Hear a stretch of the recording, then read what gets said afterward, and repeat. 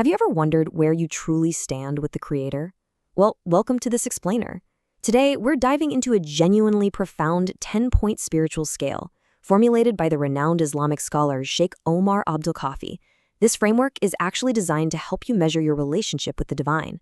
It's a fascinating look at the internal and external indicators of your spiritual well-being. So let's get right into it. It's the ultimate question, isn't it? In the constant noise and hustle of modern life, is the Creator actually pleased with you, or is there, a quiet, persistent disconnect?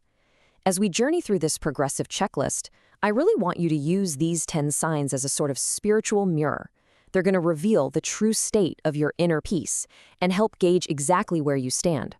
So the very first sign on this scale asks a remarkably simple yet totally profound question. Are you naturally given the opportunity to remember the divine throughout your day? This means keeping your tongue moist with the divine's name during your everyday actions. Whether you're commuting or just doing chores, there's this continuous loop of remembrance playing in the background of your mind. That brings us to sign number 1, the gift of zikr. This is the profound blessing of continuous remembrance. If you catch yourself naturally feeling the divine's mercy while going about your day, it's not a coincidence. It is a primary indicator of divine pleasure. Okay, moving right along to sign number 2.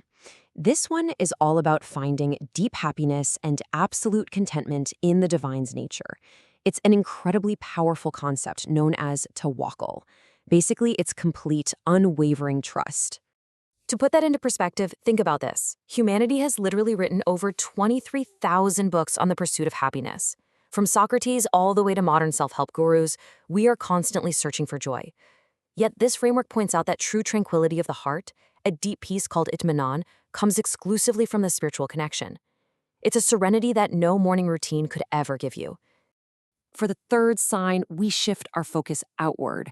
We're looking at your unconditional love for the divine's creations. The crucial phrase here is no give and take. We live in a world where everything feels transactional, right? But when you feel a genuine, totally selfless attachment to the people around you, like your team members, your friends, or even strangers, without wanting a single thing in return, you are directly reflecting divine pleasure. You value them simply because they exist as creations of the divine. Now, sign number 4 acts as a really firm spiritual boundary.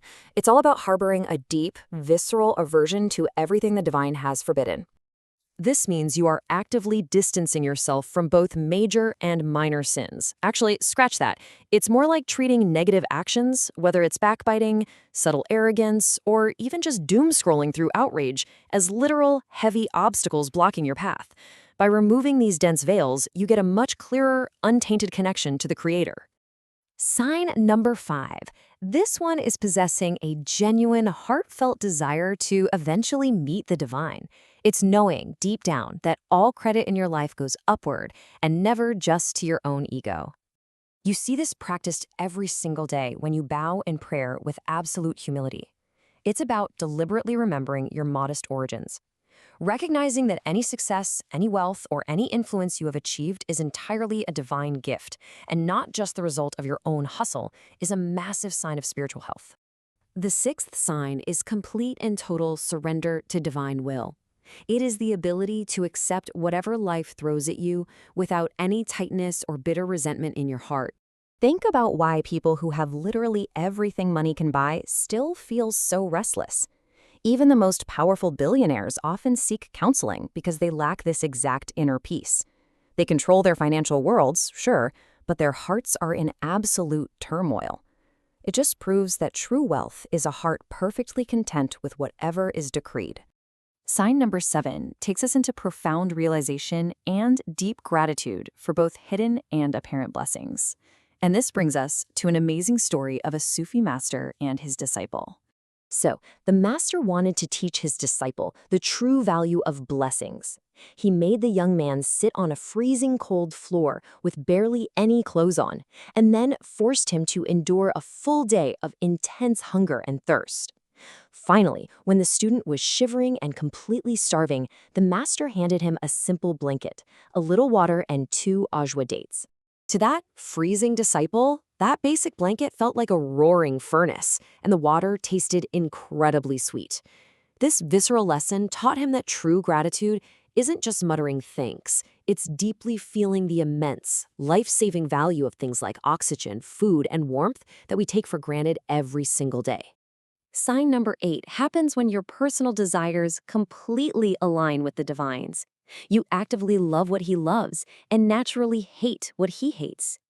In real life, this means choosing the difficult but spiritually rewarding path, like forcing yourself out of a warm bed in the freezing cold to pray, while actively rejecting easy temptations, like sitting around gossiping to boost your own ego.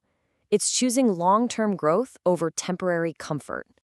Okay, let's just pause here for a second, because we are now arriving at the speaker's 2 absolute favorite signs, representing the highest, most profound peaks of this entire scale. They are super rare and require a massive amount of emotional intelligence. Sign number 9 is a unique form of social acceptance, but be careful here. This is fundamentally different from modern popularity or having a bunch of social media followers. This concept is called maqbuliyat. It happens when the divine loves you and commands the heavens to love you, which then reflects right down here on earth. It looks like strangers instinctively trusting you, stepping in to provide for you when you're in need, and your community unconditionally loving you without any hidden agendas. And finally, we reach sign number 10, the absolute highest and most profound sign. It is your ability to completely conceal the faults of others. This beautiful act is known as partaposhi. Imagine dropping a tiny needle into the vast, bottomless ocean where nobody can ever find it. That is exactly how you're meant to treat the secrets and mistakes of others. In a modern world so driven by cancel culture, false accusations, and envy, burying someone's secrets so deep it can never be weaponized against them is the ultimate sign of divine pleasure. So as we wrap up this explainer, I want you to take an honest look at this spiritual scale.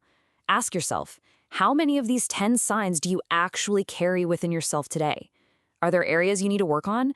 And more importantly, which of these will you start cultivating tomorrow to finally achieve true inner peace? Take a real moment to think about that. Thanks for joining us today.